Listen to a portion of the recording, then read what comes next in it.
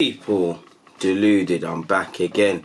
Good morning, I hope you're all doing well and safe. Without further ado or any delay, please let me just crack on with what I'm here to speak about. Now, in relation to Pablo Marie, David Ornstein has more or less said Arsenal are set to make his move permanent in the summer, with Mikel Arteta keen to have a left-footed centre-back in his squad. Now, obviously, people, my thoughts on Marie, I think, if we're really honest, we don't really know his level because he hasn't really had an opportunity. We're at a delicate time as a team. Just when he was adapting and probably getting comfortable with life at Arsenal, this COVID-19 has struck. He took a while to get opportunities. In the opportunities he has got against Portsmouth, he started in the league, I'm sure, and I'm missing out a game. He's done relatively well. As long as he's a competent defender is all I care about. I see someone which, from what I've seen, I think I would keep him. There is a debate to be said as, there's talk of, Saliba is coming. There's talk of a new centre-half, whether that's Disasi, whether that's Upamecano, whatever. It's going to take 10 odd million for Pablo Marie's permanent transfer to Arsenal at a time where, we don't know how this COVID-19 is going to impact things. Could it be worth saving the wages we was going to go for with him and the transfer fee, even though it's not the biggest, and putting it elsewhere and whatnot, people? Because I'm sure I think he's 25, I think he's a decent age. He could be 26. I could be wrong about Pablo Marie. Let me look. See his age. Something's telling me 28. So he's 26. So I wouldn't mind that because in that's the age of profile centre half I want. I want someone that's 26 years of age in their prime now. No disrespect to Marie, he isn't the someone I have in mind, but he's 26. He's not really had an opportunity to make a career for himself in Europe, really, which is his home continent. Obviously, he's spoken of wanting to play in Spain. He wanted to do something at Arsenal and maintain being here. So he's got enough carrots in his basket to want to play well here, and he seems appreciative. Obviously, the icing on top of the cake is the fact that he's a left-footed centre-half. It remains to be seen, what sort of ranking he has in Arteta's side. Is he just a reliable, experienced backup option? Is he a rotation option? Is he going to be a starter? Arteta's more or less alluded to all of these things. You look at him and David Luiz, they complement each other well. 26 and 30, probably the most experienced players in the side, really, or the most experienced pairing we can put together that complements each other. I know you can play Mustafi and Socrates, but one's left-footed, but one's right-footed, both good with the ball at their feet. I think Marie, he can play a pass, but what I like about him, he takes risk, but he doesn't take unnecessary risk. If that pass is on, he'll try it, but 9 times out of 10, he don't want to lose possession. So I wouldn't mind him. I wouldn't mind it, to be fair with you, keeping him permanently and whatnot. The problem also is, obviously, when you hear Saliba, not even here, Saliba is coming next season, whenever that is. There's talk of another centre-half. Marie's there. That's 3 centre-halves. You can already know the amount of centre-halves on our books. You've got Mavropanos, you've got Mustafi, you've got Holding, you've got Callum Chambers, you've got Socrates. Now, logically speaking, there is certain things we could do with a couple of them. I think Chambers would be used by Arteta, but he's always someone that's kind of linked with a move. If he was fit, that could be an option. Rob Holding, is he going to be part of plans under Arteta? Can he just be sold for profit, considering we got it for 2 million? Is he going to go out on loan next season, considering that he needs to play games and he's had the injury? Mavropanos, are we going to keep him next season, or does he go on loan to continue his development? And then potentially in the next season, anything from 1 to 3 seasons, can we either bring him into the team and be someone in this side, or can he be sold for a profit as a sort of project thing? Socrates and Mustafi both contracted until 2021. For me, they'll probably be the two, or the first two that are moved on.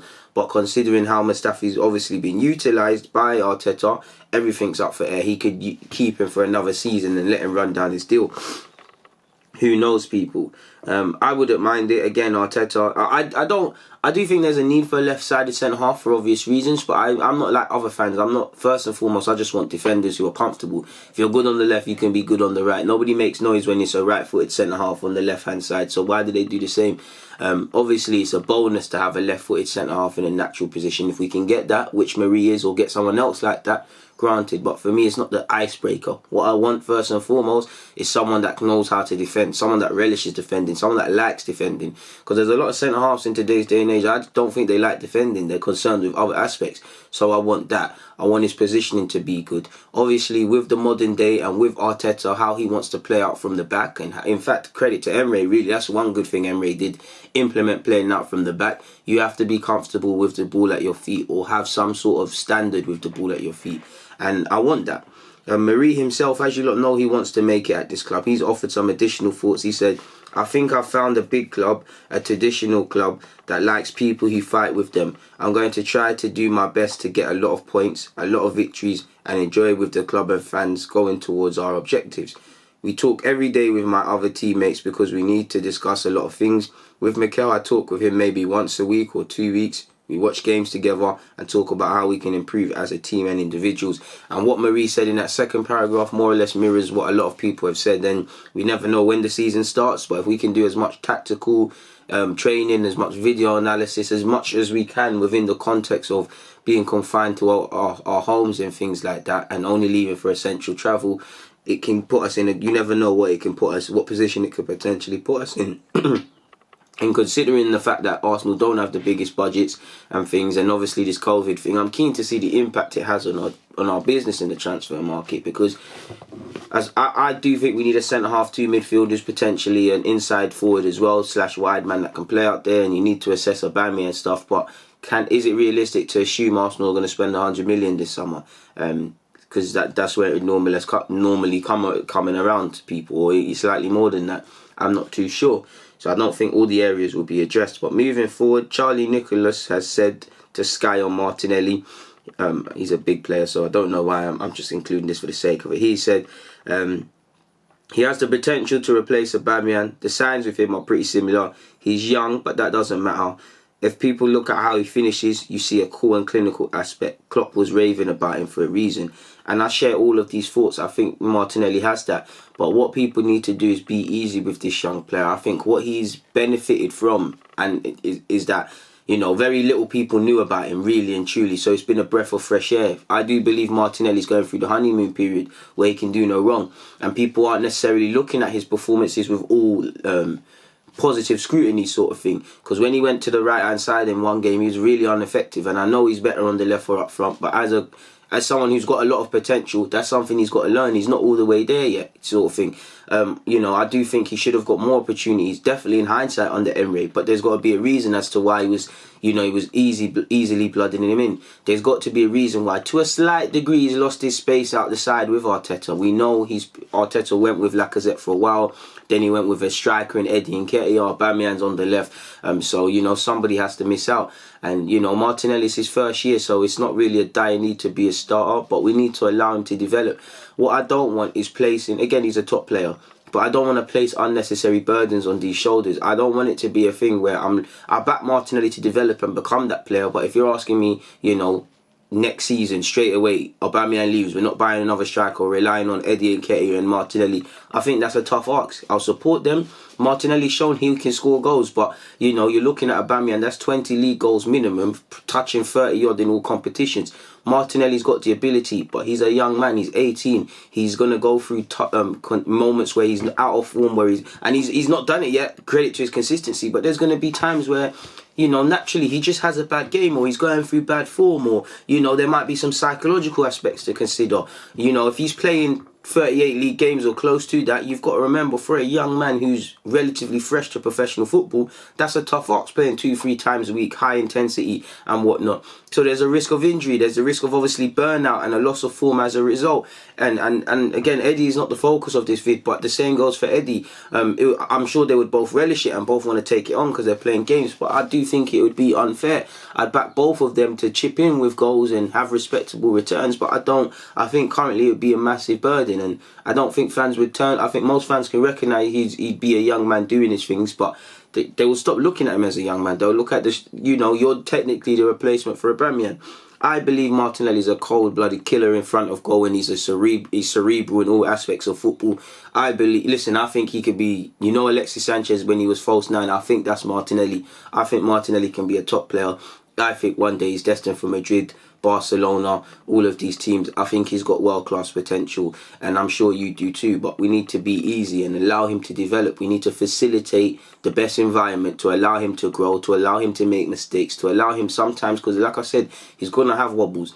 You know, it's a gift and a curse in that, you know, there's been no expectations on him, so that people have been impressed, myself included, with his tenacity, with his energy. For me, mainly his cerebral movement. I know a lot of it's been taught, but I think that's natural. Obviously, his goal scoring. For me, his mentality as well, the way he speaks on and off the field, the way he's not fazed by stuff. But what have I said? There's been no expectations. Next season, people are going to look at Martinelli, do it again. It's also a gift and a curse in that even Guendouzi to a degree. You look at Guendouzi, you look at Martinelli, you look at Saka. People are not going to look at these men as young players anymore. Look at Guendouzi. He's had good and bad periods for Arsenal. I think it's at times people underestimate again. Not really the most. He's experienced enough to know what he's doing right and wrong, and it is frustrating when he doesn't learn from certain things. But on the scheme of things, he's just turned 21. He's very inexperienced in terms of games played and career appearances. People forget he's a young player. And again, he went through the honeymoon period. So it's a gift and a curse that people forget these lot are young players. And it's testament to their ability. But we need to learn. And obviously, I think it's unfair to place the burden of returning this team back to the pinnacle of European football, of club football, whatever you want to call it, the Champions League. I think it's unfair to expect them to be the pillars and the flag bearers to pull us. They should be surrounded by experienced players or more competent players than them, and it's a thing where it's like Batman and Robin. These lot are the Batmen and these young players are the Robins. They assist, they get involved, and you know, they do their bit to help us. But it's unfair. It's unfair to go in top 6 game and expecting someone like Martinelli to make the difference. It's unfair in August to sit there and say, Aubameyang's left, you need to get 20 league goals. It's unfair, people. Life isn't fair, football isn't fair, and again, I'd back them, but common logic could spell out what potentially could happen for you lot. So I think we need to be easy. I do think long term, you know, we've got a terrific player, short, medium, long term, whatever for that fact. We've got a baller in Martinelli, and not just him. Collectively, with all these young players, we've got some players who obviously got more potential to fly higher than others. Some, man, I believe, are just destined to be squad players. Some look like they could be competent first team options / rotations. And then for me, you've got the Martinellis and Sakas, which is you know, they've got all the potential in the world. They're very humble. They can go as far in the game as they potentially want. Whether that's Saka at left back or left wing, whether that's Martinelli at left wing, up front. You know, funny enough, he could excel on the right hand side. A couple of games put there by Arteta and people saying, nah, he has to play there, sort of thing. So we'll see what happens, man. Moving away from that though, Cassano, former AC Milan and Real Madrid striker, believes Inter Milan should target Lacazette. Now, they're preparing for the departure of Martinez. He said he would sell Martinez. Ironically, you've seen on Sky Sports, Barca and Inter Milan are in negotiations for him. 2 teams linked with Aubameyang. Whether that happens is another thing. But he said, Lautaro is very good, but I would sell him. You bought him for 20 million and you sell him for over 100 million. Or even get 70 million to 80 million and Arthur, then I would go for Cavani, who is on an expiring contract and would be perfect for Conte. Which, you know, these sound decent, even though I'm not an Inter fan, they sound like decent moves. He said, in addition, there will also be money from the sale of Icardi, and I would go to Arsenal to bring in Lacazette. Lautaro will become even better, but I would say to him, it was a pleasure. So, I mean, you're selling Martinez and you're bringing in addition to Lukaku, there's a chance for Cavani. So you could have Cavani and Lukaku, that could be some partnership.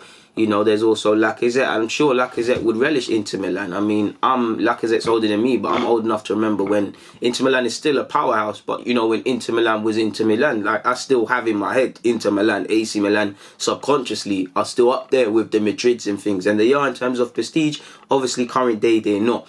I'm sure Lacazette would relish the Inter Milan move. He's primarily been linked with Atletico Madrid. You know, really his form doesn't warrant playing in the Champions League, but on his day, he is a player that is of Champions League standard.